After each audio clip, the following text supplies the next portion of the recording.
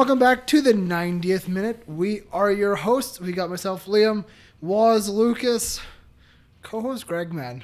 It's been like 2 months. Yeah, we might as well just kick him off the show. He's back to producer Greg. Yeah. But before we kick it off, we have a little bit of housekeeping to do. As you can see, it's Christmas. Yes. So, happy holidays, Merry Christmas to everyone who is subscribed and is watching here. You know, we greatly appreciate your support.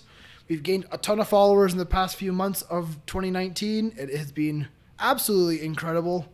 Yeah, we greatly appreciate it. Make sure you are subscribed, hit like, comment down below, get involved in the conversation tonight. Thank you for following us on TikTok, Instagram, Spotify, social medias. And also, before we kick off, happy birthday shout out to Mr. Michael Torrey. He is the man who has created our intro song. He is also our resident Inter Milan fan. So I like to have, you know, my time with him. You know, I give him a hard time. Yeah, he's having a good time right now. He's feeling it. But we have a llama because he refused to wear it. No, I'm not wearing it. You're the worst. Yeah. No. Why didn't you want to wear Humbug. one? It's extra large. I am large. You calling me fat? Yes. I mean, are you gonna deny it? No, I'm I'll be thick. honest. Congratulations. I'm thick. You looked leaner. Thank you. Yes. I tried. I can see the results. We have a lot to talk about. It is Saturday only, not Sunday like our usual upload time. But we're going to talk about the Saturday matches. We might preview. Not previewing, but we'll have something previewing. included. Yes, Lucas is going to give his thoughts about the Sunday matches. Of course, though, we are kicking off in the Premier League like we always do. And, of course, we're talking about top of the table. Manchester City versus Leicester City. Well, this was a very interesting match. Yeah, it was a Interesting match. I think a not so interesting result. It's very, very rare that you see Leicester ahead of City in the standings, except for, you know, when they won the title. Yes. But this is like who going into this match? Who do you look at as the favorites? well. Usually, you would expect Manchester City to be the favorites Yeah. because they're Manchester City and they've been the best Premier League team the past few seasons. But I guess this time around, people were expecting a bit from Leicester this time. The way I look at this match is Man City was favorites because A, they were at home, and B, Leicester have been very poor against the top six opposition so far this is season. kind of true. The way I look, like I said to Lucas before we start here, Leicester have been poor against the top six, but Jamie Vardy always scores against the top six. So it just continues on yet again. I was going Leicester to say lose, except against Vardy United, scores. but we're not really top six. No, not at all. Yeah, but So Leicester started out scoring with the goal from Jamie Vardy, which he's having a party. that was just a classic Leicester City goal, like really from the was. last, It was a even nice from the counter, Ranieri yeah. days. But like, It was a great finish by Well, Vardy. I thought Leicester countered pretty well throughout the game, but honestly, on paper, they got dominated. yeah, they So, did get one. They got dominated by their own player in a sense. Yeah, Riyad Mahrez. yeah. Riyad That's Mahrez true. was incredible this I season. mean, Came back to haunt them. To be fair, his one goal, which Oh yeah, his first goal, that was the first goal of the game. yeah, it was. Yes, it was. It went off Soyuncu. Yeah, it was kind of a lucky goal, lucky bounce. I mean, he still had to get by Ben Chilwell to yeah, take the Ben's shot. a great- I know Belch, yeah, true, but It was a great run. It was a good shot. Yes, it took a lucky deflection off Soyuncu. But I mean, you know, Soyuncu, he's had a fantastic season so far. This is arguably one of his more poorer games for Leicester City. Yeah, I mean, it's gonna come. He's a young player. 100%. and- I mean, he's against Manchester City, who's Yeah. not the worst of oppositions. Like, I mean, with Ben Chilwell there trying to defend Mahrez, it looked like he was doing the right thing, Yes. showing him outside, but then Mahrez just cut inside so easily. on Mahrez him. is such a tricky winger. You know, he's so quick at switching directions, cutting inside. Always, you know, he's a fantastic player. And you know, Leicester, when he had them, he helped him so much to help win the league. But yeah, you know, he's so valuable to City, and he doesn't always get to start because the team is so deep in that position, right? Yeah, he was in top 10 for the Ballon d'Or, Yeah, he which was, I yeah. think that's questionable in my I opinion. think it's it because of is, what he yeah. did for his country. Yeah. In the African Cup of Nations. I mean, I don't know. I felt like But that was, how do you rank the African Cup of Nations? You know, is it as competitive as, you know, your European qualifiers or even your South American well, ones? just right? remembering the final, it was just an awful final. I'm usually not going to are. compare what's more quality than the other competition, but I'm just saying that final was awful. Yeah. A lucky goal and then just nothing happened in that match other than a goal early in that match. Your final wasn't too great in the Champions We'll League. get on. Of course. Oh, okay. I thought you were talking about the Club World Cup. I was like, we'll get on to the Club World Cup. Yeah, but Manchester City, they got a penalty shot later in the half, or penalty kick, however you want to say it. But what did you think? Do you think this was a little poor by Ricardo Pereira diving in a bit? It was a deserved penalty. It was a deserved penalty. I think, yeah. There's no way you don't call that. Yeah, I mean, at first I'm like, how is that a penalty? But then he does get contact. Yeah. Sterling does go down eventually. I mean, like we mentioned earlier this season, if the Mane penalty earlier that year was a penalty. That's kind of like the benchmark penalty so far this season, Sadio Mane's. Yeah. But it did go to VAR, and VAR did check it, and they did say yes, penalty. Gundogan steps up to take it. Interesting guy to take the penalty. Not even. Why not? He's probably one of the underrated penalty takers in I mean, Europe. sure, but there's a lot of players on this team who are right now decent. for Man City. He's 5 out of 5 when it comes to penalties. Oh, really? I thought He's very consistent on penalties. Why do you think he took the penalty in 2013 in the Champions League final? I couldn't tell you. Honestly, you think about it, Ilkay Gundogan has always been pretty good at penalties. Fair enough. I thought he missed one, but maybe I'm thinking of something else. I know. I was looking at during the game. It showed like a little what's it called? A diagram or whatever, where he takes where he takes it, and like there would be X for misses, and there were no X's. Maybe he missed one in a different competition. Maybe, but he usually does not miss. Yeah, He's very consistent with them. Yeah, very calm player. It was a great penalty, by the way. I mean, he slotted it well. Cool finish. Schmeichel nearly got it. Yeah, but he's not going to stop because it's Ilkay Gundogan. So where does your love for this man come? I'm just saying he's a phenomenal midfielder. Yes, but he's not bad. He's very clinical at the penalties. I mean, hey, if you're at Tell Man me, City, you're if not you're a in a bad Champions player. League final and you have a penalty and you're Robert Lewandowski and Ilkay Gundogan, who are you going to choose? Neither. Didier Drogba. He's not on the pitch though. He's taking it. My example is that Ilkay Gundogan was chosen over Lewandowski to take the penalty in that final. I'm just where are you pulling this final from? Like, this was the 2013 Champions League final. Yeah, I understand that, but I'm saying it seems very vivid in his memory. Because it was a great final. It was. Fair enough. It was the best final of this decade. Oof. Debatable. Debatable. Most exciting final. We might get into Champions League in a week or so here. It might be our decade special, but debatable. Yeah. 2012. But yeah, good one. Slots at home. But Leicester, I think it was still in that. No, it was in the second half where they got a counterattack, and Harvey Barnes really should have scored. He got the contact on the ball. It wasn't enough. He goes head over heels over Ederson. But great ball by Vardy. Jamie Vardy's having a fantastic season. Yep. He's the engine one of the best Premier League players so far this year. One of the best players in Europe so far this year. He's definitely scoring some goals that you wouldn't expect him to be scoring. Yeah, he's just soon crucial. He won't be really a player of Europe, but why? Brexit. I mean, they're still going to be part of. I don't Europe, really know what I hate to break it to you. Okay. It's still geographic. Oh, okay. I don't They're know. not leaving Europe. This is why I don't talk about politics. England is You're not. the one that brought it up. England's not going to get kicked out of the UEFA Champions League. Sorry, England, you can't come to the Euros. Okay, so we take a look at the points wise of this. Oh, this there's game. one more goal too. I mean, there's a De Bruyne. He completely skinned Soyuncu, and then great cross to Gabriel Soyuncu Jesus. It was amazing poor driving game. run by De Bruyne. It's basically saying why, hey, this is why I'm the best in the Premier League right now. I thought he had a wonderful match. He is probably the best in the Premier League right now. He's up there with Sadio Mane. Sadio Mane. Yeah. You mean those two are the top two in the Premier League? No, you right said now? Son and Mane. Oh. No, I said Sadio Mane. Oh, I thought you said. I know you were like going, like last week or 2 weeks ago, saying that Son was a top 5 Premier League midfielder until I changed your mind. You can be convinced that Son is one of the top midfielders, not midfielders, but center forwards. I don't really know where the hell he plays for Spurs sometimes. Jose does things. Comment your thoughts below, because I'm not going to give mine. Okay. Yeah. Is Kevin De Bruyne the best player in the Premier League? Let us know. Probably. I mean, right now, yeah. Or Virgil. Virgil. Yeah. Well, I mean, Virgil's having a good year. There's a reason why he got second in Ballon d'Or votes, I think. So there's a reason why he's top of the Premier League right now. It's also true. He's decent. Although he didn't play this weekend. It's okay. Anyways, we're getting off. Let's get back to them. Yes. That was a great play by De Bruyne and wonderful assist. Yeah, it was good for Gabriel Jesus. Yes. He's getting some consistent goal scoring for him. I remember beginning of the year when we did our Premier League preview, I said Gabriel Jesus would be an influential player for Manchester City this year, because I said maybe they started the transition between Aguero starting to leave and him starting to come into the 11 more so.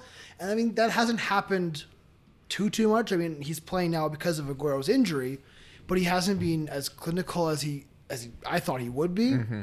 But he's coming up with some good goals, and he is playing well, and he is scoring. So I mean, and he's 22 or 23. Young, yeah. Like, great goal scorers don't always have to come at such an early age. Yeah, it kind of seems like nowadays it's like you have to be like a 19-year-old to be a world-class finisher. But look at Jamie Vardy. I mean, he's a prime example of someone who was not at the top of his game for very early. You know, he grew into it. I mean, he didn't come to the Premier League till he was almost 30, I think it was. And you look at guys like Michael Owen, who was completely dominant early in their careers, and then later things happen. Like went to United, tailed off. Well, there's other factors into his poor goal scoring form, not because of Manchester United. I'd say blame more Real Madrid, but yeah. Yeah, but if we do look at the standings, it was a great performance from Manchester City. They definitely deserved the victory. Leicester were really more just counterattacking, which... But that is classic Leicester City. It's all they can really do. But they have been good this year. I mean, they have been, I think, less counterattacking this year, but they're still heavily reliant on Jamie Vardy's pace up front. And then Brendan Rodgers, after the match, said that against the level opponent, it was a good lesson for us. No complaints about the result from me. It shows there's a long way to go before we can compete with the top teams. 100%. But you look at the standings, Leicester City are still above Man City. Yeah, by 1 point Leicester right now. on 39, Man points City off on the lower 38. teams, they'll sit in second comfortably for a while. But pull the opposite of United. The question is, how do you see them staying in second, or do you think they can slip? Well, Boxing Day. Take a look ahead of that. They go up against Liverpool.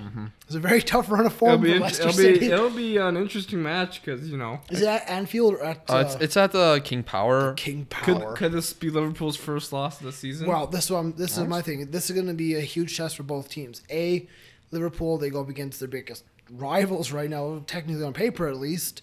And then for Leicester City, you know, they have to see if they can go and compete against the best of the best. I mean, this is probably the best time for Leicester to play Liverpool because they're just coming off a loss, which was unfortunate for them. Obviously, they weren't at their best, but Liverpool are coming off the Club World Cup final. They're in Qatar just today, and they're going to have some jet lag, maybe some rotation in the squad. Maybe. We will see. Oxlade-Chamberlain was injured after that match, or maybe you know the high of winning that tournament will carry on to the next match. Possibly. Yeah, it very well could play like that, and make the team ready to get excited for the next match and push on for that title.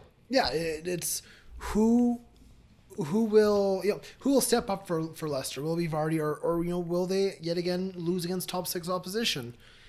It's going to be a fantastic game either way. This is going to be I think one of the best games of the season. I know Rodgers will definitely want to get one over Liverpool. He'll ex-Liverpool boss. He'll want his revenge a little bit. But it'll be a good game. I'm looking forward to that 100%. But how do you see Manchester City to go from here? Who's their next game against? Their next match will be against Wolves. That's not an easy game away either. From home. It's not an easy game either. Wolves are being consistent this season at least. Yeah, Wolves came away with a pretty big win, come back behind victory against Norwich City. Yeah, that's true. Yeah, I mean... It's Norwich City. I mean, Norwich were winning 1-0 in that match. Yeah, I know, but still Norwich. Don't count on them. And they beat City this year. I mean, that's their highlight, and they're going to get relegated. And Wolves have the City killer. Do they? Adama Traore. Can he do it? legend. I think City will beat Wolves. At the Molineux.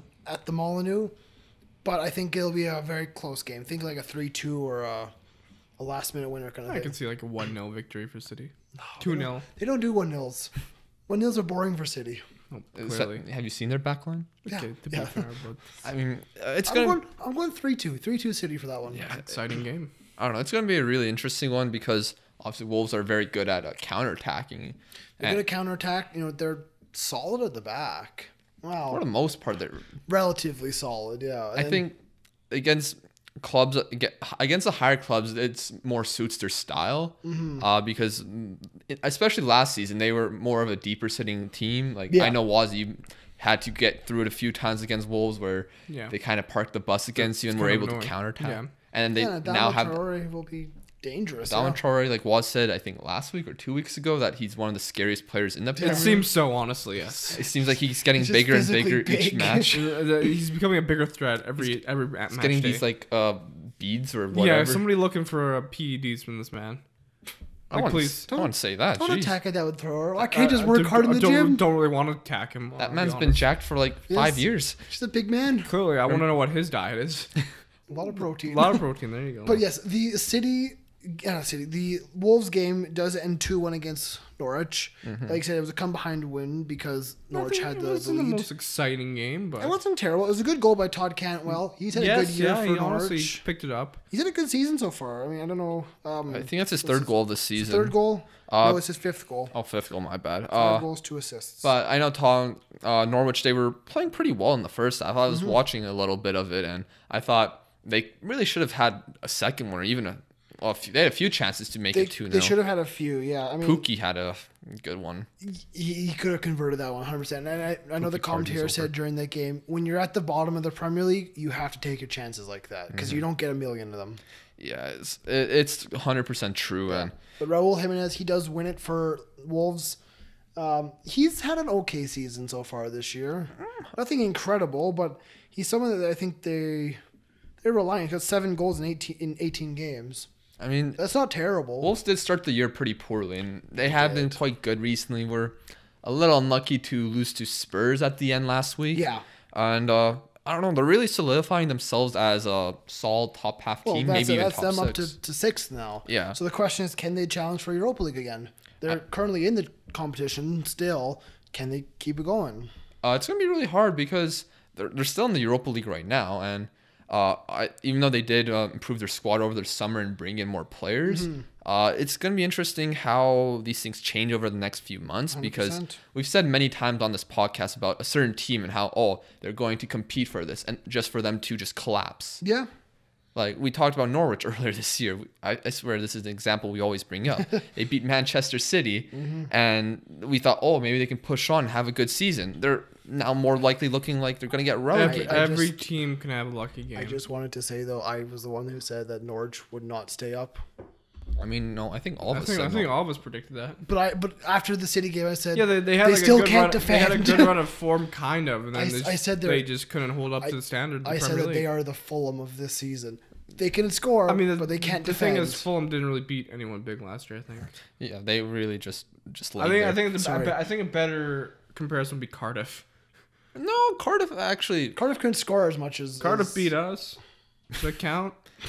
I mean, Huddersfield beat you guys. Sorry, Greg. Didn't Sorry to Huddersfield bring beat Fulham you? into this.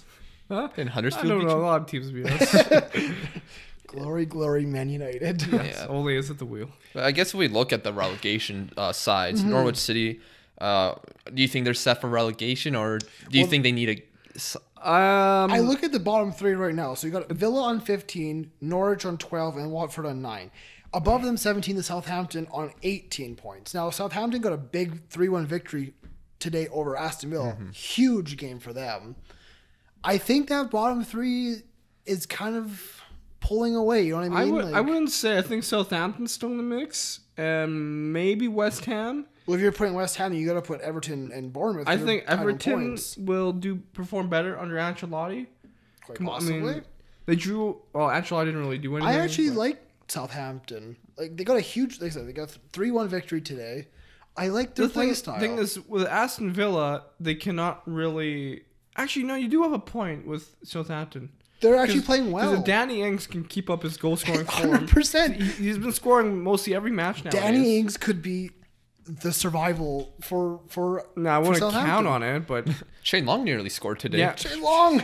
The thing is, Danny Ings is the type of player who just seems to be he's very good at positioning. He's always at the right time, right moment for the goals. And he's like that. 11 goals in 18 games is fantastic. A lot of for people are sleeping on him. And Hassan Houtla is a type of manager that plays a lot of pressing, and Danny Ings is willing to be that type He's of willing to manager. run. And so is Shane Long. He's not scoring the goals, but he's willing to press. I think to run, Ings is work kind of hard. starting to become that player that Liverpool kind of saw when they signed him. Yeah. Well, he was there like Burnley. He scored, I think, 11 for Burnley when they got relegated. He's not a bad goal scorer. He's but not. I don't think he can really play for a top club. No, he's just a guy that a little scrappy, a little. Yeah. He's a middle of the Like Premier a Troy League. Deeney kind of type. Troy Deeney. A little different. Yeah, different type of players. He's a but middle of the table striker. it's essentially, yeah. He's what Steve Austin is. Not. Is it Steve Austin? What was the guy? He played for Charlie Austin. Charlie Austin. Yes. That guy. I thought that guy was going to be a great Premier League goal I scorer. think he's linked to United at one point too. Everyone's linked to United at one point. But the thing is, Aston Villa, I'm kind of sad for them because I like some of their players, but they have awful defenders. I mean, hey, it's still. I mean, Villa, I think No, if they can sign a couple They defenders, signed a lot of players. I know, but they got to sign a better defender in January. they do not have good defense. Their goalkeeping is subpar. The only shining light in this team so far actually has been probably Jack Grealish. John McGinn's had an okay season. Yeah, he's been okay, but Grealish no, he has been excellent. Did you see his goal? is a fantastic goal. Exactly. It's a great I think goal. if Aston Villa do get relegated, Jack Grealish is going to go to one of the top 6 sides. Well, John that's what McGinn people did thought get last time. John He McGinn got did get relegated. injured in today's game. Well, I think now Jack is really showing. Hey, this is what's I'm. I think I respect Jack Grealish a lot. He I stayed think he'd with. be a good player for Spurs. Well, when Aston Villa got relegated, Jack Grealish was linked constantly to Spurs. I think he'd be a good Spurs player, honestly. I mean, I respect what he did. He stayed with Villa in the Yeah. Championship for Yeah. a few seasons. He developed on his game. and- Only Irish folk don't like him. I mean, fair enough. Yeah, but apparently he's been at Villa since he's like 5 years old, 6 years old. So it's gonna take a lot for him to leave. He's Yeah. very loyal. It's I mean- rare to see in this game. I mean, I would like to see Villa stay up because I think they are a very historic team. Mm-hmm. You know, they deserve to be in the Premier League. They have to sign a couple I more mean, players. I think. deserve is kind of Yeah. the wrong Okay, word to not use. deserve. They You just like seeing a club like Villa well, they're because you're used to historic. seeing You them. know, they're a If team they deserve to be there, then maybe we should bring back Nottingham Forest. Maybe we should bring back Leeds. Leeds are coming back. Leeds don't you will worry. be coming back. Well, you I'll be never honest. know. Remember I last don't year? If they Yes. blow it again, No. then they don't deserve to ever see the 100%. I Premier could League see again. Leeds coming up and Fulham staying. I'm sorry, Greg, man. Your team is kind of weird. I mean, to be honest, championship football might be a little bit more exciting for you. It's honestly probably better for them. Like, for your mental state, championship football is where you want to be. But like history doesn't care. I mean, football doesn't care about your history. No, not at all. No, not Like, at all. did football care about Liverpool's history in the early 2010s? No. Do they care about Manchester United right now? No. Never. So like it's Same with Arsenal. I've always find it weird when people say, "Oh, I don't care if that club gets relegated. They have no history."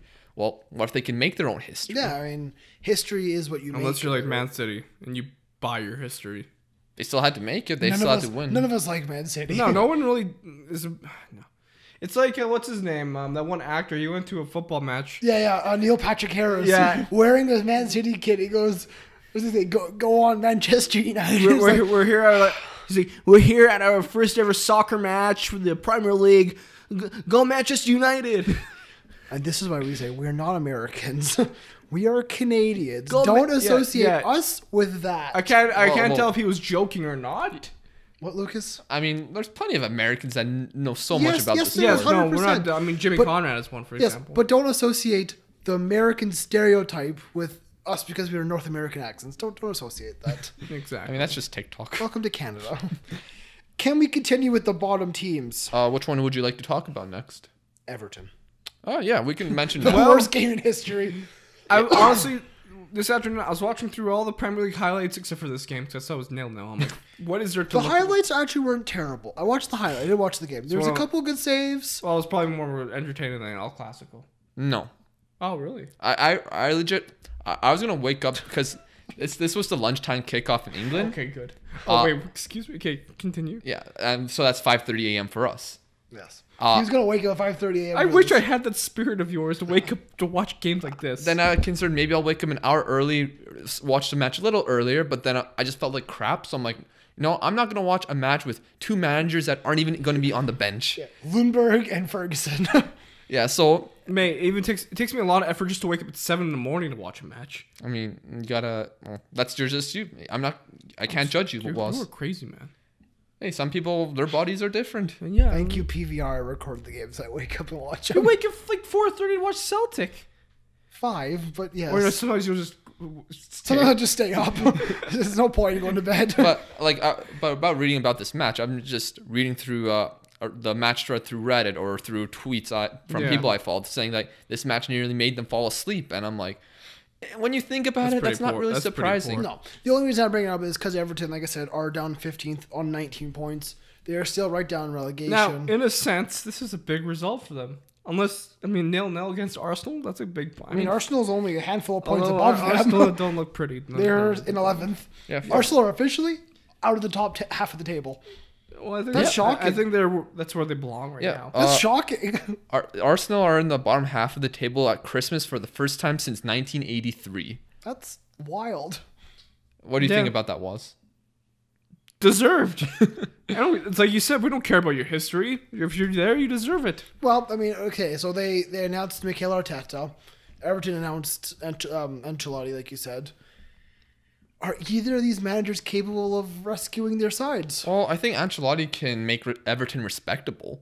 Yeah. Yes, no, definitely. I think he will. That's why I don't think they'll get relegated just because of him. I think he'll bring some stability. Like, even if Ancelotti is like on a downward trend right now as a manager in the reputation of the game, he's still a guy that can set up a defense well. As long as you have people in the management staff and in the player locker room who can keep these players ready for the matches and not lose focus. They have to have a goal. They have to be driven. They have to take one game at a time. Pretty much the opposite of Napoli and Serie A. Yeah, 100%. And then for Mikel Arteta at Arsenal, he has to come in and freshen things up. New players, new play style, new ideas. Get rid of the dead weight and bring in. Yeah, it's kind of like Mikel Arteta's going. It's like, how do I set the standard at Arsenal again? It's a full reset. You got to push the reset button. A lot of these players, they're not playing for the badge anymore. No, not only that, but the players who are there, I don't think are good enough to be there. They're not good enough to wear their Arsenal badge. I saw Jacques Yves was playing for Arsenal, and I'm like, I'm surprised that he's still getting matches there after what he did, even though there is some. You can understand his frustrations, but there is a positive to this match. Neither team conceded.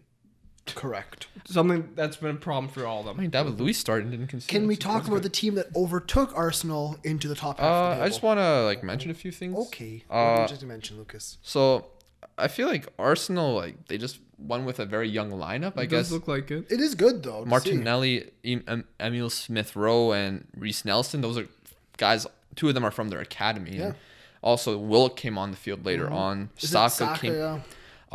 And Maitland-Niles came from their academy. Yeah. They have plenty of young talented players. Young. Guendouzi's young. Guendouzi didn't play, but no, he was on the bench though. But one thing, Ozil was dropped. Apparently, Freddie Youngberg wasn't happy about him kicking his gloves after last game. That's okay. I just want to mention because when Arteta was announced as manager, Aubameyang's brother on Instagram responded to Arsenal Fan TV saying, "No experience. How's things going to be different?" And it's like, isn't it a little weird seeing your siblings talk about a managerial appointment for the club they play for? Yeah, that's kind of disrespectful. It is.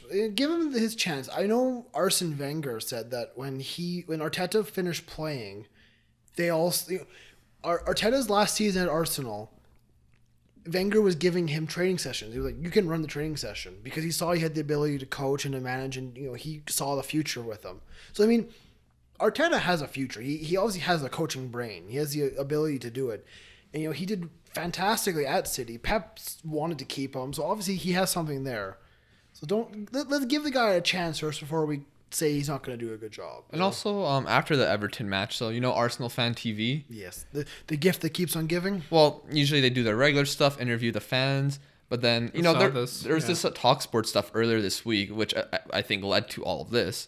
And apparently there's a lot of Arsenal fans blaming, yelling at the main guy Robbie, blaming him for all of this mess that's happening, which is kind of ironic since they're not the ones playing on the field. No, not at all. But what do you think about fans turning on each other? And Arsenal is a toxic mess right now. I don't know. I just see that happening in Arsenal. The fans are strange there. I've seen Arsenal Fan TV, and it's a mess. Different. It's a mess right now. Because it all came because more people learn more about Arsenal Fan TV through the TalkSport stuff. Nothing against them. They're a good channel for the Arsenal fans. Just it's kind of a shame that Arsenal Fan TV kind of have this toxic mentality about them now, I guess.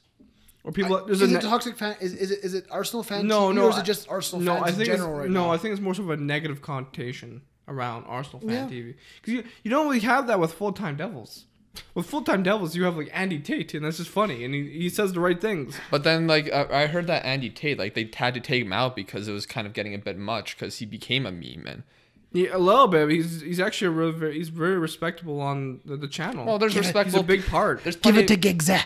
There's plenty of respectable people on Arsenal Fan There TV. is 100%. Like there's just fans that have different opinions, but then like I just find it annoying that like there's like these mainstream medias just trying to shut down these fan channels, saying, "Oh, they don't know anything." Well, honestly, I'll be honest. I think the fan channels sometimes know more than the mainstream media. You have to have your fans' opinion. Yeah, you know, that's why we're here. If your fans are turning on your club, then it says, "Hey, something's not working here." It doesn't matter if you're getting the results on the field. Jock Steed, I know you talked about him. His most famous quote is inside the Celtic tunnel before you walk out. Football without the fans is nothing. You can have the best ever game, but if the stadium's empty, who the hell cares? Exactly. If no one's watching it, no one's watching the team, no one's buying the jerseys, who cares? These big clubs need to remember that. Yes, you're a business. Yes, you are a mega corporation in a sense, but you have to remember how you got there and who's propping up you. You can have your $150 million kit sponsorships by Adidas, but if no one wants to buy the kit or no one wants to go see you in the stadium, it means nothing. And now fans can be too reactionary sometimes. Yeah, definitely. We are obvious. But Arsenal fans are, they pay the most in the Premier League for season tickets. It's well over £1,000 a season, which is nuts for a team that's in the bottom half of the Premier League. They have been put through they have every right. They have every years. Right to be pissed off. 100%. This is a club that has dedicated money. fan base that deserve It's better. a club that has history. It's a club that has goals of being in a top side. To be fair, I think the biggest meme when it comes to Arsenal fans is Piers Morgan. Piers Morgan. You cannot take anything he says seriously in football. It's like, Piers, man, we get it. He was so... I saw a tweet about his. It was like, oh, I called from the very beginning Unai Emery would be a fraud here. And it's like, and then someone sent him a picture of his tweet when Emery was appointed. And he said, a manager that's won titles, this is it. We're finally doing it. It's like, Piers, fact check yourself, please. A bit of a hypocrite, isn't he? Yeah. I just find it annoying that just fans turning on each other when really you are all in for the same thing. Mm-hmm. And also like mainstream media trying to divert attention. You know what's funny? Everybody knows of like Arsenal Fan TV and Full Time Devils, but no one really talks about the Redmen TV, which is like the Liverpool fan channel. All because they're doing well. They are. I'm not saying, it's just funny. Like there's no meme from Redmen TV. I mean, there were. I mean, last season I remember there were some guys on the Redmen TV. They like they were talking about the Manchester City grass or whatever. Yeah. And people were just making jokes out of them because of that. But I personally, I like the fan channels. I think they're great. There's a good perspective. It's a different perspective than what the club puts out. The thing is, the fan cams, sometimes like the hosts will bring on people who are a bit buzzed from the stadium. Oh, okay, man. They want someone who's energy and then will catch attention, right? Mm-hmm. To go through the rest of the results of the Premier League quickly, Burnley got a 1-0 victory over Bournemouth. That's huge because they are in the top half of the table, like I said. Bournemouth are rather close to relegation. They need to be careful. I mean, they're getting a lot of injuries right now. They are. Newcastle, huge 1-0 victory over Crystal Palace. Mm-hmm. No Saint Maximin. No Saint Maximin. We have Amaron. Finally scores for Newcastle. he scored a wonderful goal. 2 good balls. It was a good goal, but he celebrated rather hard. I gotta be honest. I mean, it's your first goal for Newcastle. It was huge, but I didn't like he took his shirt off. When did they sign him? They signed him last January. Oh my god. Yeah, he hasn't scored yet until now. Yeah. And then final game this week, Sheffield 1-0 over Brighton. McBurney scores for Sheffield. I mean, he just made Lewis Dunk look below average. Though. Honestly, you're not wrong. This is actually fifth. This is fifth for Sheffield. This is an exciting match, honestly. Brighton, Sheffield. If you told anyone that Sheffield would be fifth at Christmas, they would have just lost it. They're grinding out the results. They haven't lost an away game this year. I mean, they could still be sixth by Christmas, but it still doesn't change the fact. Don't do that to Sheffield. Don't hurt them. I'm sorry, United still have to play tomorrow. You're going to lose. I mean, so I was more mentioning... We're playing Watford. Let's go through this really quickly. I know we said we weren't going to predict it. We're not going to predict or anything like that. But yes, tomorrow's games, you have United away at Watford. If you don't win this. But again, it's United. Bottom half teams, you'll lose. Wouldn't be surprised, but if it's Watford, we got to put 5 past them. We'll see what happens. I mean, and then the big game of tomorrow. What do you want? We did well in the EFL Cup. We put 4 past whatever. Charlton or Colchester. It was a great, taking that form into the Watford. They're not even in your league. Doesn't matter. They're not even in the league below. Like, That's like saying, "Oh, good job, Manchester City, for being Oxford. It was a very tough match for you guys." Every match is tough.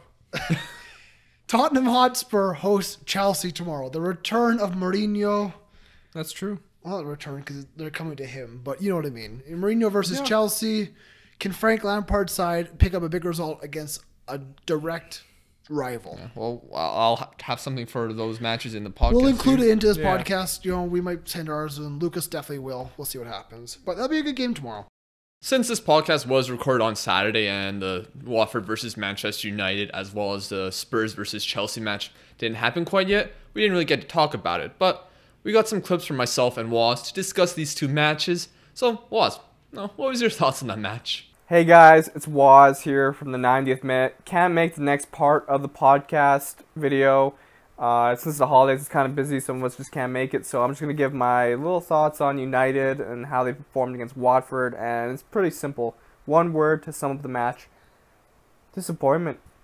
It's Watford. Last team in the league. And they somehow get a 2-0 win over United.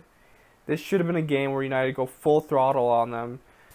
Just put in at least 3 in the back of the net. And we could barely create any solid chances. It was just disappointing, really. It's one of those matches where it's like, how does this happen?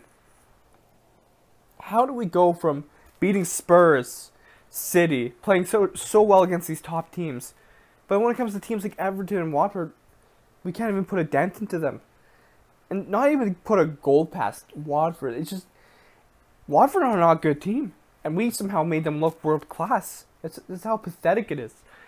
And it makes me question, really, why are we going after a striker like Haaland? I know I've said in the past, like, oh, we need to sign him. This kid is amazing. He'll help us so much. But honestly, after this performance, it's like, why? We should be going for a center attacking mid, a creative midfielder who's strong, experienced, and knows how to pull the strings and the passes that we need. Kind of like Pogba. Pogba, he came on, he played well for a little bit, but we needed more. Jesse Lingard was piss poor, no surprise. I read a statistic that Jesse Lingard hasn't created an assist or scored a goal within at least 25 hours in the Premier League. That's awful. So I think United need to put their attention and focus in signing a creative midfielder like Bruno Fernandes, as I've said in the past. Or even maybe someone smaller like Pietro Zielinski from Napoli. Like, there's a lot of these creative midfielders out there that United can go and sign. But for whatever reason, we're linked to a center forward like Haaland, which I can see why, because Martial, we've kind of been relying and hoping that he'd start scoring and picking up the pace and being that talisman for us up front as a number 9. And to be honest, it hasn't been working out as supporters have expected, Ole has expected, and realistically, we can't rely on Rashford on all our goals. And when it comes to these lower teams, we kind of expect Martial to show up, Rashford to show up. They didn't do that today. They didn't do that against Everton.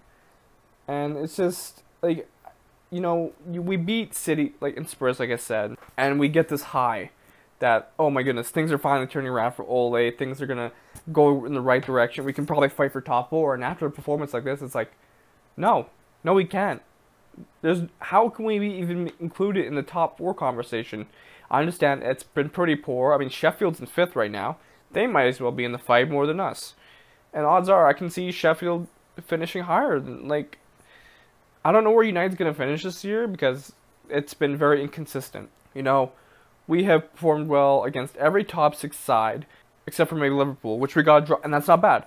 We drew the best team in the league, the best team in the world 1-1, but we lost to the worst team in the Premier League 2-0. We beat the Premier League champions away 2-1, but we draw Everton, who just sacked their manager and brought in Carlo Ancelotti. What do you guys think United needs to do? Because I'm starting to get a loss of words. It's like, we were flat against Watford. Don't get me wrong. I feel Watford have some decent players, but they don't play as well as a unit and as a team, and that's why they're in the bottom of the table. Nothing's working for Watford. They have some talented players, don't get me wrong, like Gerard Deulofeu. They have a dedicated center forward striker in Troy Deeney.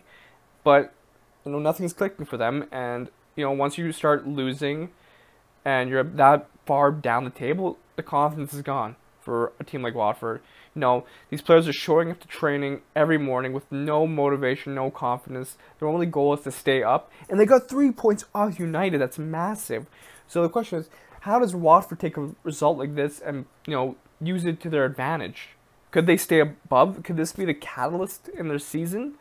I don't know. It's hard to say, but right now I think it's good that Pogba's back because he's a quality player. There's no doubt about that. I don't think you can really question his ability.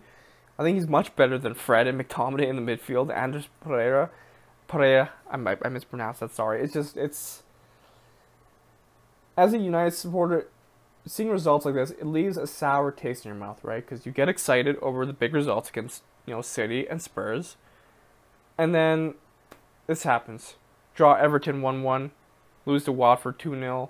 You think we're in a better position than Arsenal, and quite frankly, it's more wishy-washy. It's not fun to be in. After a result like this, I think we need to stop going for Haaland, but at the same time, we might need to get him because the goal scorers that we're kind of relying on aren't showing up when they need to, but at the same time, they're lacking the service from the midfield, and honestly, I think United's best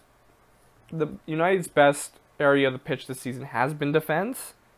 Wan-Bissaka has been a rock. Maguire and Lindelof are a good pairing. Luke Shaw is a bit... It's hard to say with him because he does do a lot of good things well, but, you know, injuries have hurt his career and his ability to play. I think with Luke Shaw, he does well going up the pitch. You know, he creates those balls. He creates those creative chances, which is good. You want to see that from a fullback, but he's a little bit slow. And I don't know. And let's be honest, De Gea has not been performing well recently. It's shocking to see where, like, he used to be the one who would save us all the time, which he did, you know, against City. But and then he lets him, like, you can't blame the defense necessarily today. I mean, you can because Wan-Bissaka gave up a penalty. That was probably one of his worst performances, no doubt. I don't know where to go as a United supporter. I just want to support the team, take it one match at a time, not get carried away.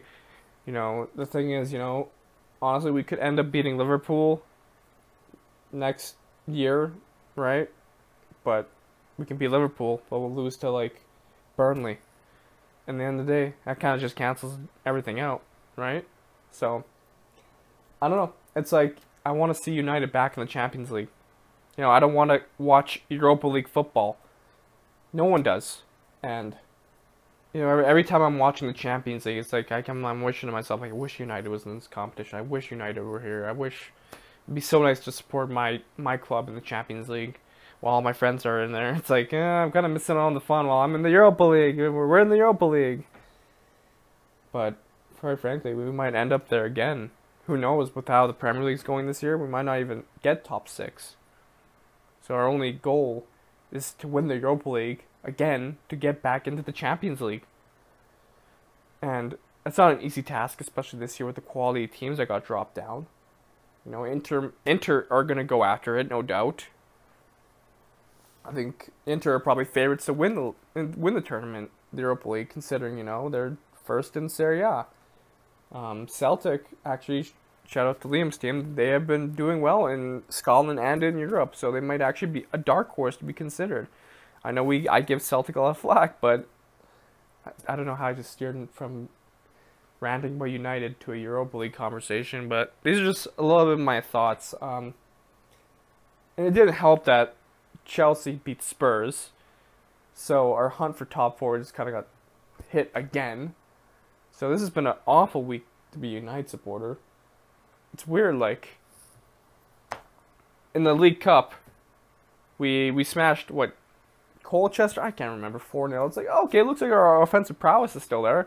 We could give Watford a run for their money. We can probably get a good result. No. United it's just, the inconsistency is awful. Ole needs to find a way to fix this, or, yeah, maybe we will have to consider sacking him at the end of the season. And it's hard to say because he brings out these great results, right? He wins against the big teams. It's like, oh, do we keep him? Maybe there's something there. Maybe we have to be patient. But at the same time, this is Manchester United. We can't be patient We need to get back to the top. You know how embarrassing it is to be where we are and to see Liverpool and City up there? Liverpool are now touted as the best club in the world after winning the Club World Cup. And while that just hurts to say, right? And United are a laughingstock. It's almost as if United and Liverpool have swapped roles over the last decade. From the beginning of the decade, Liverpool were the banter club, and United are now. And now United are the banter club, and Liverpool are the best club in the world. So that's all I have to really say. I know I had to say a lot. I had a lot on my mind about this. It was just, how do you lose 2-0 to Watford when your club name is Manchester United? I guess that doesn't matter. And history doesn't matter when it comes to results like this either, like we mentioned. But that's all I have to say. I hope you guys enjoyed this. Let me know your thoughts on United and what they have to do, who they have to sign. Maybe a player like Ziyech would help a lot. Sure, I mean, we mentioned his turnovers are kind of inconsistent, but there's nothing wrong with going after a player like Ziyech. And I think we need to relax on Haaland. He would help, but he's not what we need the most right now. We have the goal scorers. Now we just need good, solid, creative midfielders alongside Pogba. Anyways, I rambled for long enough. I kind of had to rant. I wish I could make the episode about Christmas party and everything like that. So I'll have to say, everyone, it's Merry Christmas, Happy Holidays wherever you're in the world. Hope you have a good time with your family, whatever you're doing. Just anyways, my last question, I guess, is what is your guys' one Christmas present you like from St. Nick to your football club? I think mine would be consistency for United. That'd be a nice present, right? I think, yeah. So let me know your thoughts, guys. This is fun. Yeah. Peace out. Thanks for that, Woz. Now, Spurs versus Chelsea. This was a massive match on paper, and obviously it's a huge rivalry between these two London clubs. Mourinho facing his former club, Chelsea, and his protege, Frank Lampard, pretty much. It was definitely a huge match for both sides, and Chelsea definitely looked like the better team, especially in the first half hour, where Spurs were struggling to great chances, and Chelsea were just getting into great spaces throughout the first half hour. Interesting note from this match was the formations to start with. It was a 3-back formation from Frank Lampard, while Mourinho continued a typical 4-2-3-1. But interesting thing was the midfield. Spurs used Dyer and Sissoko, while Chelsea used Conte and Kovacic. And obviously, those two are more technically gifted than Sissoko and Dyer, in my opinion, while Dyer is more of a physical player, and Sissoko, although during the match at times was able to get up the field and get by some players, I would definitely say he's not as technically gifted as Chelsea's midfield. It was interesting for Chelsea to go with a 3 in the back, but it makes sense since they were struggling in recent matches. Now, the first goal where Willian scored off the corner, brilliant by Willian. He was having a great game. He was just working really hard, along with Mason Mount, who was playing on the other wing. And he was just giving a performance that Chelsea fans desperately want to see from him consistently. He's been better than last season, according to some fans, and it's just many times he doesn't have the output, which frustrates Chelsea fans, and I guess the decision-making he does. But in this match, a great cut inside onto his right foot from the corner kick, and what a strike. 1-0 Chelsea. And really, Chelsea were the team getting into these good chances, the good areas. I wouldn't say they were playing the best game of football ever, but they're definitely playing better than Spurs. And Spurs' first chance was maybe just before the half-hour mark, where Kane had a good half chance. You'd expect him to do a little better. And then a handful of minutes later, Son got a ball from Kane from the other side, from the right flank. But that was a little more difficult. Azpilicueta kind of made it a little difficult for him. But still, we have Chelsea a 1-0 lead, close to halftime. Tottenham maybe starting to get into it, some half chances, but they were definitely not the best team in this half. Now let's just get into these two incidents next, because that's what pretty much changed the match and made it so much easier for Chelsea for the rest of the match. That Gazzaniga incident, yeah. what was he doing?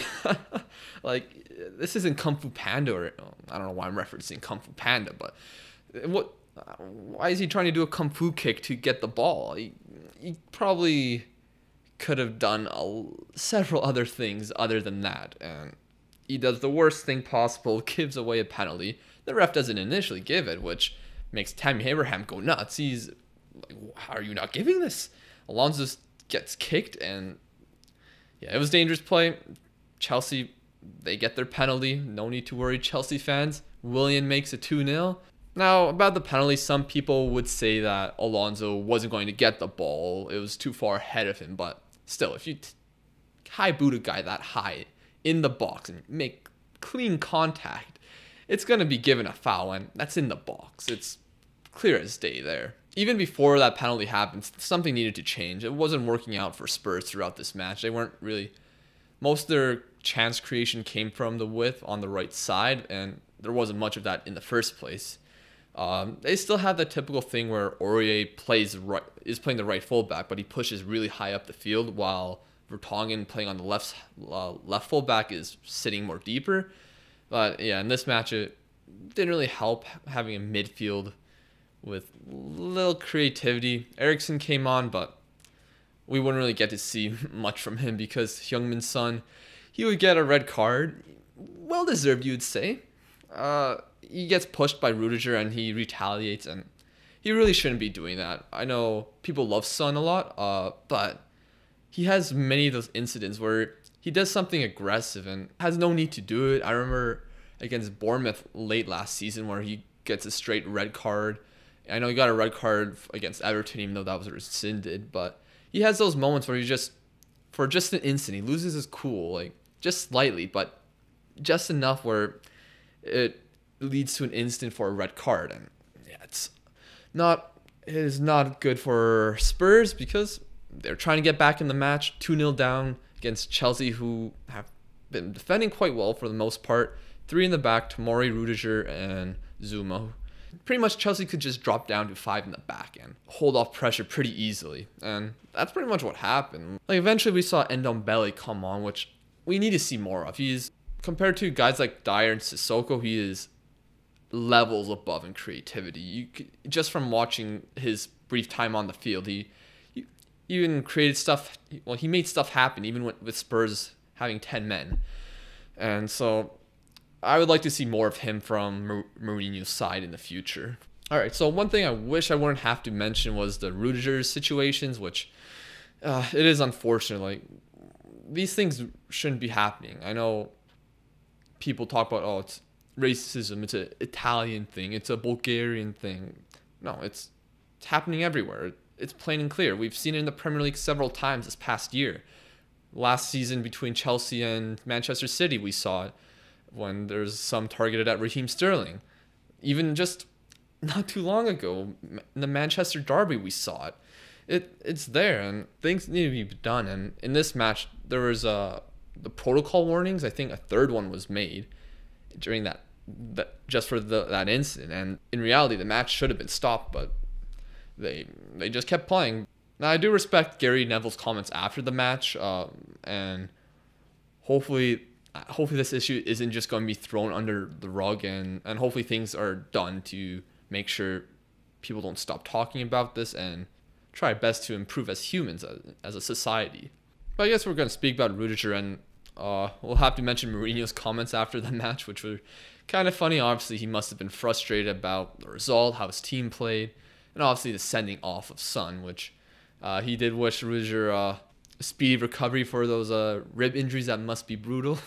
I don't know, I just found that pretty funny. Simply put it, Mourinho's obviously frustrated. I know some are giving him some criticism, but he's done well for Spurs for the most part, I feel. Obviously, there's still some things that need to be changed, still figuring out the squad. For Chelsea fans, this is incredible for them. Like, some are saying this is one of their biggest victories in their history against their former manager, a big rival, where it was getting close in the table. If Spurs won, they would have passed Chelsea. So if you're a Chelsea fan, you've got to be loving this day. So let's look at the Premier League standings, and Chelsea, they're now 6 points clear of Spurs, which is brilliant for them, where they were performing poorly recently, but get a bit of a more of a safety gap, which you can't complain about. Still 4 points ahead of Sheffield United. And for Manchester United, they're 7 points behind Chelsea. So Spurs and Manchester United, they still have some work to do. And I think it's more likely Spurs can still catch Chelsea. But again, let's try not to be prisoner of the moment here. And obviously, lots can change in football in a handful of months. But Chelsea, they do play Southampton next. And I think this is going to be more tricky than most people think. Kovacic is suspended because of that yellow card earlier in the match with that conflict with it was with Ali. He could be a miss, even though they do have Jorginho. I just do wonder, are they going to have the same reaction like they did have against Spurs? Because there's more meaning for that match compared to a match versus Southampton, who are in 17th. Southampton have been playing better recently, so the Chelsea-Southampton match may be more tricky than you think. Watch it finish 3-0 Chelsea. Spurs have Brighton next, and I don't want to disrespect Brighton, but this just seems like a match where Spurs will just get a simple victory, like a 2-0 or something like that. Brighton, they haven't been amazing lately. They haven't been terrible. They've just kind of been there so far. While Spurs, they obviously need a reaction. They need a good result. Anything but a win is not acceptable for them. Things could get interesting in that relegation battle. So let's get back to regular programming and the rest of the podcast from Saturday. Now, Yes. before we move on, there are rumors around United. Okay. Holland. What? No, there isn't. This rumor's been going around for weeks now. We've spoken about it the last We've two talked about it the podcasts. last 3 podcasts. He is on his way to Manchester with his father. No, That he's was not. over a day ago, that rumor. No, it's happening. What did Ole say? Um, Ole said he was going on summer vacations in It's- Manchester. United fans have been tracking his plane to see when it's landing, so it's happening. Not this plane tracking crap again. I loved it. Who was it last year? They were It was tracking- us. I remember we tracked Virgil van Dijk's plane once. It was. It's amazing. You love to see I love it. it, fans. Can we go to Germany? Interesting results. We got to start though with Borussia Dortmund. The bottlers of the Are these the Bundesliga. last matches for the Bundesliga this year? Yes. And we're starting with Dortmund bottling it. Yeah, They bottled the Bundesliga. I watched this match and I'm Are you gutted? no, I'm not good. I'm shocked that they lost this match. They I lose watched it. 2-1 versus Hoffenheim. Yeah, Could like you say they were the Borussia bottlers? I don't mind that. That could be a title for us. Honestly, they episode. do. Lucas. They kind of are the bottle job The of the Borussia Bundesliga now. bottlers. I don't mind that. I mean, Could be a Especially title. in recent years, they get to a final and they bottle it. they've won their last final. What was it? Was a Super Cup. No, it was the DFB Pokal against Oh, Frankfurt. shit, I do not know anything. I apologize. They won, even though Frankfurt were. Every probably time the I better think team. of a final in Germany, it involves Bayern Munich. It's usually Bayern Munich beating something. Honestly, But focusing on this match, Dortmund, I thought they're set up. They tied Leipzig earlier this week. Yeah. In reality, they should have won that match too, but they they were conceded a 2-0 late goal. up at halftime, And the goals they conceded. were poor. Yeah. But no, I thought they were playing quite well especially in the first half. Goal through Mario Götze in the 17th minute. You know what the difference was this game, Lucas? Their coach made the substitutions before the 85th minute. That is what their downfall was. If you don't they got scored know, on the 87th minute, so there you go. Also, Dortmund fans, don't hate on me. I do like a club. I have I have 2 jerseys of yours. Don't worry. He just likes them because they had Lewandowski. MP Sheikh from Cuba, so I've had a great respect for Dortmund. And he has a Polish player he likes. Yes, this is true. but going through like the whole second half of this match, it seemed like it was like the match was going through like half speed, and like Dortmund just seemed so comfortable that they didn't like have a killer edge, but they kept on being like a foot away or like They're almost there, but not there. Kind of yeah, like they had plenty of chances where like they cross the ball in and the player's just like a foot off, or there's a guy who has a chance in the box but he takes an extra touch and it gets blocked. Yeah, going through the second half, Hoffenheim score in the 79th minute, and then they win it in the 87th minute. I swear this is just Andre Kramaric, that man's still around, doing his thing. like it's got to be frustrating if you're a Dortmund fan because you see how talented your team is. You see how easy the game was going for the most part, but you could always sense, okay, we need a second goal here, guys, because It wasn't comfortable, yeah. Because like while watching the match, I was just thinking, okay, Dortmund, just get a second goal. Like it's only 1-0. Guys have conceded 1 goal lead so many times this season. Yeah. It might be like the 5th time, 6th time this season, and it is frustrating because you see such talented players. You see like players doing some great things, but they're just not executing towards the end. When I see results like this, I go, maybe Haaland does go to Dortmund. Because if they're willing to splash the cash on him and give him that contract, they need a center forward. I mean, they have Alcacer, but he hasn't been great this year. Well, that's because he's been injured. I know he's been injured, but he hasn't been great. And I mean, Mario Götze. How can you be great if you're injured? No, I'm aware of that. But when did he get injured? This year. When did he? When? I think it was against Bayern Munich. So it's been a couple months. But he wasn't great before that. He was fine. He was doing okay. You can't really score without your talisman. So. Okay, not great. I mean, there's many times where Dortmund, like Leverkusen against Freiburg, against Frankfurt, I think, where they're winning one by a goal, and then they just draw the match.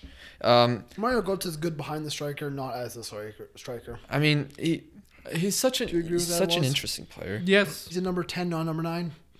Yes. Well, they have no choice who they can play at number 9. He's not wrong. I know. And then I don't know.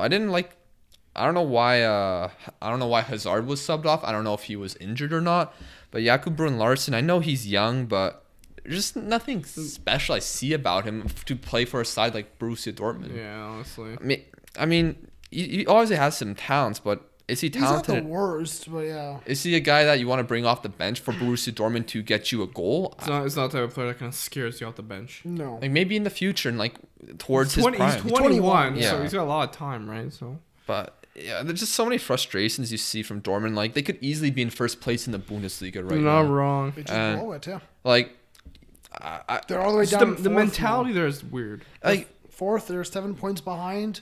That could honestly be too much to catch up this year. But then there's also a meme where, because in reality, I don't think Dortmund deserved to lose this match. No. But earlier this season, Bayern lost to Hoffenheim as well, I think.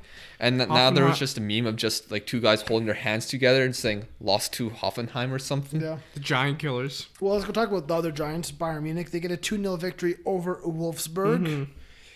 Clean result for Bayern. No, it wasn't clean. It was clean. No, it wasn't. They didn't score until the 85th minute. That's okay. It's not a clean game. But the young Alfonso. lad Zikri. Oh, I think about Alfonso. He scored again. He's been in some interesting form. He came on in the 83rd, scored in the 85th. His first 2 touches in the Bundesliga are apparently goals. You love to see it. That's insane. I don't know if that's Even factual. in the last game, he came on. He's an 18-year-old Dutch attacker. In the last game for Bayern, he came on. He scored in the 90th minute. So it's like, what does this man have in his blood? I mean, you got talent. Bayern have to be thrilled because their bench did not look good coming off this match. No, it did not. Like you had to rely on Zirkzee to get you a goal that late. Like Sapri Singh is still there. Lars May, it's not a great bench. Maybe they'll sign somebody in January to like just bolster the. I don't think they even filled the entire bench. Look, if Bayern are wanting a proven goal scorer off the bench, you'll get Danny Ings. No, they're going to go after Leroy Sané. Imagine that. And he's going to come back from injury and light up the Bundesliga. I mean, yeah, injuries have been killing Bayern, but... And Lewandowski can't play every game. Well, he can, but it's not ideal. Score every game. But he finishes the year off, I think, with 54 goals in the calendar year. Not the worst. Really? I think so, yes. Damn. He's gotten so far this year 19 goals in 17 games in the Bundesliga. A few more things I want to mention about Bayern. Yeah. So, these injuries obviously cause a lot of troubles, but Alphonso Davies has been a bright spot from this injury crisis. It wasn't this game, it was his last game where he beat 2 or 3 defenders across into Thomas Muller in the box. It was Lewandowski. Yes. Fantastic cross. It was a fantastic run down the wing by him. It was just good to see. I know you've questioned whether he should be a left back in the future. But no, honestly, I think it works for him. He's got great pace. I think he's great at left back. Obviously, if he's playing for Canada, he should not play left back. 100%. Because we have no one else kind of put up front. 100%. And also, Thomas Muller. I know we made a joke about him. Yeah, space or interpreter, depending. I love Thomas Muller. Both work. It's very cool. Yes. But I know you said like he scores a lot of goals when we had that clip happen, but... I said he scores a lot of goals in the box. Yeah. He's in the right place at the right time. Well, he hasn't scored a lot of goals in the box, but he's been assisting a lot. He has 11 assists for the first half of the Bundesliga season. He's had an okay year. It's a record. Yeah, first ever player to do that. Yeah, he's had a good year. I mean, I like Thomas Muller. I always have. I still think he should have gone to United there a few years ago. But no, he shouldn't have. He wouldn't have done anything for us. I mean, you would take 11 assists so far this year. I'll be honest. No, he wouldn't have done anything for us. He's a great player, but with our team, he wouldn't have done anything. I mean, he's a polarizing player. Yes, because like earlier this year, there was rumors that he was going to get sold in January because he was pissed off by his on the bench so constantly. But now he has this record here, and I'm so tired of this man. This is why he's the tree in front of. Yeah, it's a good blockade. Anyways, last year you knocked it over, so. I mean, there's still time. This is not possible. But overall, Bayern will be thrilled about getting that victory. Wasn't the easiest match for them, but that has Bayern Munich on 33 points. Like I said, top of the table is Leipzig on 37, so it keeps Bayern within touching distance of that title. Yeah, so Leipzig they get a win over Augsburg. 3-1. Again, not an easy match. They were down 1-0 pretty early, but Konrad Leimer, Patrick Schick, and Yusuf Poulsen. Patrick Schick, let's talk about him for a while. He's had a fantastic season so far this year.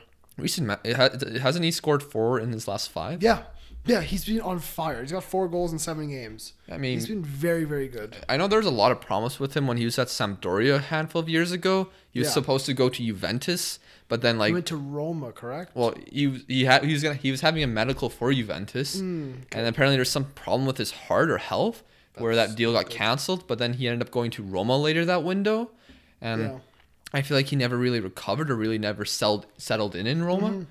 So it is good to see because you could see the talent he had earlier in his career, and he still obviously has it. So it'll be interesting maybe in the future if Werner gets sold and they can keep Schick, because right now he's on loan, but maybe he's going to be that. Timo Werner's had his best ever season. So far, his best ever calendar year, I'd say. We completely joked about him last season with just missing a lot of chances or not being the most season, clinical. He took like 100 shots on net and scored like 30. His conversion rate wasn't less than 30. His conversion rate was poor last season. This year he's done okay. Well, I don't know about the stats. We haven't checked in a while, but he's okay. Yes, but Leipzig, they have to be happy. First place in the Bundesliga, incredible. Their game against Dortmund, I when I watch that, when I go, does Leipzig deserve to be on top of the Bundesliga? Because the first half they were dreadful. Second half, yes, they tied it up, but they weren't superb either.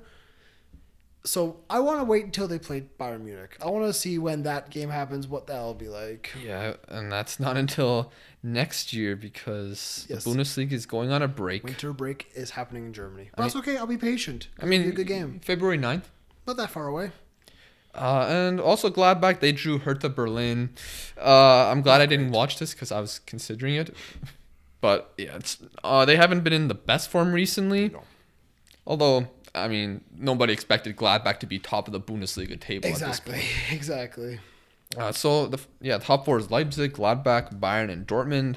Schalke, they tied Freiburg, which is another missed opportunity for Schalke. 2 times they were in winning positions, and 2 times they drew their matches. And to round out European spots. Oh, sorry, they weren't in a winning position. They came back from 2-1 down. Scenes. Freiburg scored 2 penalties. Oh my god. To round up European positions is Bayer Leverkusen in 6th. They got a 1-0 victory over Mainz. That last minute, it was not much to say there.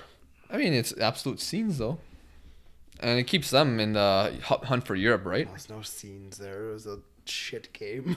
I like the way you put that. It's just yes. crap. Don't give me scenes. Scenes is Aguero in the last minute. This was a last minute goal winner. Lucas, it's 0-0 all game. That's not scenes. Yeah, but that moment is scenes when it happens. 38 seconds of limbs, and they're like, okay, let's keep it going. Liam, if you score a last minute winner, you're gonna be like scenes. That's it for the Bundesliga. Xerxes scoring in the final minute is scenes. Because that's man's debut, that's. Can we go to like Spain or something? Sure. For once, you want to go to one of those. Barcelona 4-1 over Alaves. Congratulations, you beat a crap club. I mean, Griezmann, Vidal, Messi, and Suarez. Do not disrespect Alaves. They're a good club. Okay, I'm sorry. I mean, they're 15th, I think. They're bad. The big 3 did score. There's a reason why they're in the top flight. The big 3 did score for Barcelona. That's good to see, of course. And then if we look at Sevilla, who is right up at the top. Not top, they're 3rd in Pere Pons scored for Alaves. That's a funny name. Pere Pons.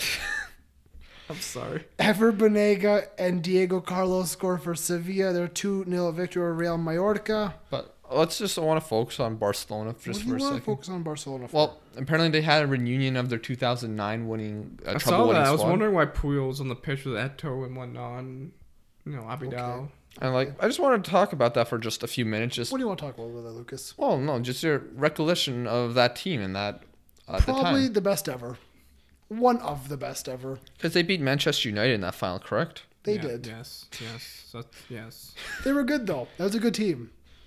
Very much so, yeah. Can you read off that team for me, Lucas? Yeah, I'm bringing it up right now. So Victor Valdez, goalkeeper. Not terrible. Carlos Puyol played right back.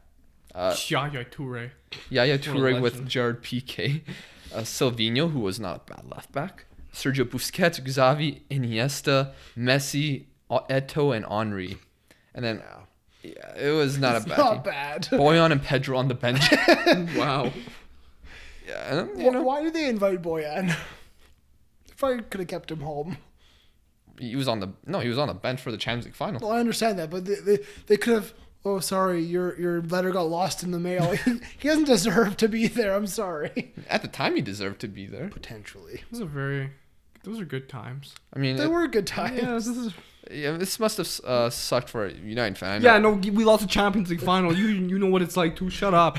Oh, I must have sucked for United. No, yeah, we lost the final. We should be happy, go lucky. At least they played okay. They didn't have a curious moment. I mean, you had a Rito for I don't know. No, we got embarrassed by a little magician named Lionel Messi. A little magician. Yes, at the time he was a little magician. He still is kind of. Yeah, so except he's bearded.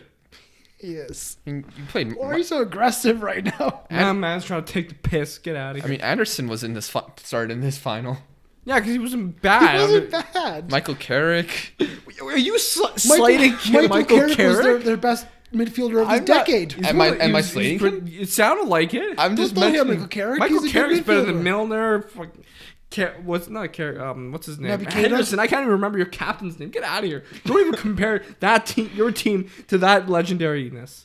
Oh really? I think we could beat that team. No, because you have Vidic and then some subpar center back.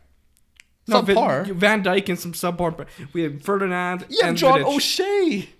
Oh, John O'Shea. I'm sorry, but Alex Ferguson can make a piece of shit look like gold. He Have could you make seen John Jurgen- O'Shea look like gold. Have you seen Jurgen Klopp with some of these players?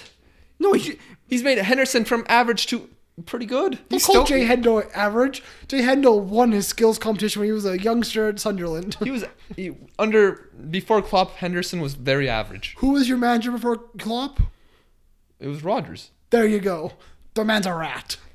Well, this team is much better than Liverpool's current side. no, it's not. No, it's not much better. Give both some teams respect. Your team was a good team to make a Champions League final. You're doing well in the Premier League. Liverpool are damn good right now. Sure, we had John O'Shea there, but we Yes, also, and Anderson. Cristiano Ronaldo, Yes. arguably back then better than your current Mane. I mean, no crap. Cristiano Ronaldo's one of the best players of all time. And then are you gonna slam Wayne Rooney, who was probably one of the best center forwards at the time? Park Ji-sung, the Korean with iron lungs. He's a legend. Ryan Giggs was still running. I mean, you had Johnny Evans on the bench. He was a fine center back at the And time. second to the Premier League. Yeah, I know. I'm He got not. more Premier League medals than your whole fucking team in history. I'm not slating Johnny Evans. Carlos I'm just. Tevez was on the bench. I mean, you had a Before he damn good jumped bench. ship to City. Scholes was on the bench. That bench is better than anything you produced in the last decade. I bet we'd still beat you guys. No, but we would. We can't argue because there's No. 10 different years between these two clubs. Our 2011 team was better than yours. Shut up, both of you. Pass it on to the I'm viewers. sorry that we lost to the Shut up. Who's better? That United side or his current Liverpool side? I'm sorry that Comment below. we lost to the best side of all time. And you- that's just the best TikTok right there I've ever seen. Like, I'm sorry, okay? My Man United team lost to the best Barcelona team of all time, while you guys beat some subpar Spurs team. We beat Barcelona in the semifinal. Yeah, they bottled it. 4-0. You got to give credit At for least, a our comeback Champions, like at that. least our Champions League final win isn't dubbed as the worst Champions League final of all time. I mean, fair enough. You pissed me off, man. You pissed me off. Usually I'm the one getting fired up. It's weird watching it happen.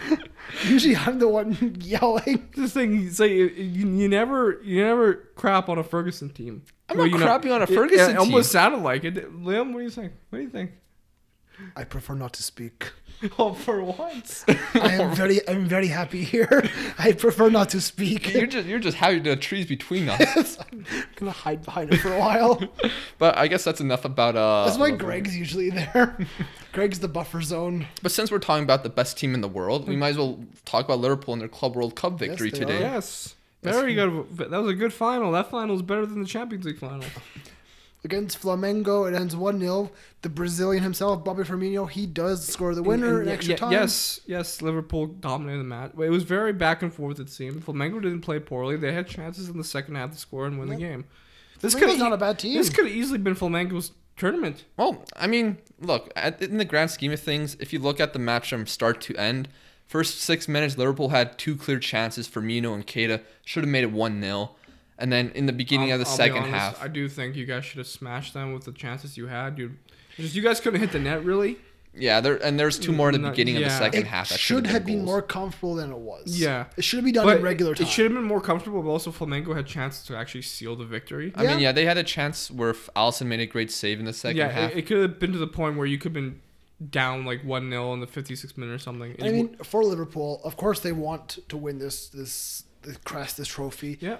But they would definitely not have wanted it to go to extra time. It's the first time they've won this trophy in their 126 history or whatever it's called. But they definitely did not want to go to extra time. Yeah, and then like we There's a mentioned- lot of games But happening. unfortunately, a Brazilian breaks Brazilian hearts. now. Bobby. Yeah, Bobby Firmino. No, I saw a tweet today. I wanted to ask you. I asked him, or I want to ask you. Out of the front three, Mane, Firmino, Salah, who is the best player? I would say Mane. Would you? Yeah. 'Cause I saw a thing on Twitter that said Mane and Salah score more goals, but overall playing style, overall player, Bobby's the best. So I think it's up for debate because who's more influential? Is it Mane's goals? Is it Salah's pace? Is it Firmino's passing? It's up for debate. It's up for opinions. Well, they each have different unique styles to their 100%. match, and they all are capable of scoring goals. I know Firmino hasn't, like, in November and such, wasn't the best. Salah had an injury, so he was struggling, and Mane was picking up things. But I do agree, though. I think Mane is the best of the front three. I think that's my one. I don't know. I think when Salah is like actually when they're all on form, I think Salah is the best out of them because he can just get a goal out of nowhere. Like, it's like he's so determined to get a shot, and whenever he touches the ball, it just his foot becomes gold. He's a brilliant goal that's scorer. That's all dependent on when he wants to turn it up. Well, Mane's more consistent. Well, you could say that, but there has been times where Mane hasn't been consistent. Yeah. I mean, I think A lot of not every footballer is going to be like Messi and Ronaldo, where they're going to have consistent goal scoring runs throughout the entire season. There's going to be patches where other people need to step up. throughout the year 2019, Mane's been the better player. I mean, it's a debate to have, probably, honestly. but I'm not going to get into that debate. But I've debated with you enough. congratulations to Liverpool for being the best in the world. That's round and round and round. That's what we're trying to say. But I just want to complain about the referee. Complain about the referee. Of course, you're a Liverpool supporter. That's what you guys are known for. Okay, well, you saw what happened in the last minute, right? 90th minute, where The penalty, that was kind of silly, I'll be honest. Mane was on a breakaway, gets tripped down by Rafinha. Now there's a debate. Is it in the box? Is it outside the box? The ref checks the VAR, doesn't look at the angle where he gets tackled, just looks, oh, was it in the box? And then it's like, oh, okay, it wasn't in the box. And he looks at an angle where it doesn't look like he got clipped, but there are like 3 or 4 other angles where there's clear contact. It should be a red card for Rafinha, and it should be a free kick. Instead, gives the ball to the goalkeeper. And I'm like, what are you doing? What are you guys doing? It was a shocking moment in what should be one of the best games of the season, kind of thing. And like the ref had a shocking match, honestly. There was many calls that he wasn't on top of things that well. I don't know. He missed a lot of things. But at the end of the day, Liverpool should have been comfortable in this match, should have taken their chances, and none of this would have really mattered, and I wouldn't be getting fired up right now. Fair enough. Can we move on to... Oh, wait, and one more thing. My God. Sorry, I just have notes here. Yes. So at the beginning of the match, captain exchange, whatever, the ref asked the Flamengo captain, do you understand English? Basically, the ref just had a very bad game. Start to He finish. was not mentally sound going into this match. Start to finish wasn't great. I think it's probably the biggest match he's ever refed in his career. Probably, I guess. Maybe. Yeah. Can we move on to Italy now? What is there to talk about? Juventus to get a 2-1 victory over Sampdoria. They made it a bit difficult. Roma big win, 4-1 over Fiorentina, and Inter 4-0 over Genoa. Just a little bit of thing. Atalanta plays Milan tomorrow. That'll be a decent game. It's at 4:30 in the morning. I'm not watching it. Don't One of worry, you is Lucas. gonna wake up for that. I'm not watching it. Even if it was at peak time, No. perfect time, I'm not watching it. Don't Is worry. this match for like Chinese viewers? These are two clubs that, quite frankly, I detest. I don't get why you detest Atalanta so much. Just, I don't like them. Not my team. Clearly. But Yeah, obviously it's great for Inter to keep up and Yeah, stay they first smashed place. Genoa with 4-0. That's great. I mean, Lukaku scored a great goal. It's good for him. yeah, Serie A goes into Christmas tied on points at the top of the table. I mean, not 40 something you expected. 42 apiece, yeah. Uh, Is there anything else to talk about this week? Because quite frankly, I think that was everything. Well, unfortunately, Dally Blind, he now has a heart muscle inflammation. Does he? Was it what happened to him in the Champions League? I don't think so. That But was a weird moment in the Champions League when he just fell over. No one was around him. yeah, it is. Hopefully, it's nothing too serious for the long term. He's a Dutch legend. Was there any news about Chamberlain's injury? I just saw him on crutches after the Yeah, match, That's and so unlucky. yeah, It didn't like seem like anything happened to him, but like just the way he fell and it was kind of awkward. And Hopefully he's okay. He's a player who's had such a long injury. He's been key to Liverpool. He's actually had very good form recently. Yeah, Yeah, his injuries have. he didn't have the best match, but like he was able to put pressure on it. I guess like he was able to walk off, but and didn't need a stretcher, which was a good thing. But it is unfortunate that another midfield injury is happening. Spurs. Sorry, I just remember this big moment for Spurs. Toby Alderweireld signed a new contract. Oh, That's huge for them. So now they're saying, could Mourinho convince Vertonghen and Eriksen to sign new contracts? I think Eriksen is long gone. He's a lost cause. I'm okay with that though. Yeah, you don't like him because he's No, Danish. no. He's Danish. I think Yusuf Poulsen's my favorite strikers in the world. That's my favorite players. What? Because he's Danish. Kasper Schmeichel is brilliant. Don't come at me with I hate Danish people. Like, what? No, I just think he's like an Ozil. He's a luxury player. Not even close to Ozil. He's a luxury He's player. much better than Mesut. I agree, but I think he's still a luxury player. Ozil's more talented. Yeah, but Ozil doesn't show up half the time. Yeah, but why are you making him seem like he hates Danish Yeah, people? what did the Danes do to Need me? more respect for Eriksen. I just don't think he works hard. No, it's false. He's gonna go to Real Madrid. He's gonna shine again. Yeah, just like Mr. Hazard has. Yes, he's done well. I mean, to be fair to Woz, Fucking crap. to be fair to Woz, with Denmark and Scotland, there's something going on between those two in Macbeth. Excuse me? It's a fictional piece, Lucas. Plus, it was written like however many 100 years ago. I don't know, it's just something I remembered and I just Googled it. Oh my god. Okay, are we done? Well, look, so if Mourinho gets to keep Vertonghen and Alderweireld, Yeah. like, you think that's just exactly what Mourinho didn't get at Manchester United and could lead to great things for the I mean, they are a short good term. defensive pairing. I still think that defensively they need some help back there because it's not perfect yet. You know, they got Sanchez. They got a couple of bodies back there that are good, but maybe not great. I mean, like, if you look at I don't know how, I haven't watched their really recent matches. Playing the back three kind of. Well, it's kind of a back four, but like Aurier has been pushing up higher and Yeah. Vertonghen has been sitting back at left back with Sanchez and Alderweireld Yeah. in the middle. It's going to be interesting. There obviously is many good pieces in that Spurs team, and it is. it'll be exciting how they did. A little bit of stability maybe going into January, might be able to make a signing or two, and you know, Spurs are not a million miles away from being a very good team again. You know, a little bit of form, a little bit of consistency, a little bit of confidence, and you know, Spurs are back to being on top. So yeah, Well, we'll see. Well, yeah, it'd be kind of ironic if they just got smashed today or on Sunday. you never know. Is that everything for tonight? I think so. I think you have to Woz? leave soon. I so- do have to leave soon. Anything else for you? Why do Woz? you have to leave soon? I got things to do, people to see, Okay. places to go. No, we can leave soon. Okay. But thank you for tuning in for our Christmas special. Or a holiday special. Holiday Something special. nothing really special about this episode. There's a Because you tree- didn't wear the there's bloody a tree llama. and there's a sweater. You didn't wear it. Doesn't even look like a llama. That would have made it special. Whatever. You let us down. You should just brought me a Santa hat. I didn't have one. I didn't know you were coming even tonight. Like, I'm sorry. This is your fault. It is his fault. Don't blame me. You didn't consider the factors. If you have watched this entire video, we greatly appreciate it. Make sure you are subscribed on YouTube. Hit the like down below. Comment any of your thoughts. Don't get involved with the conversation we had.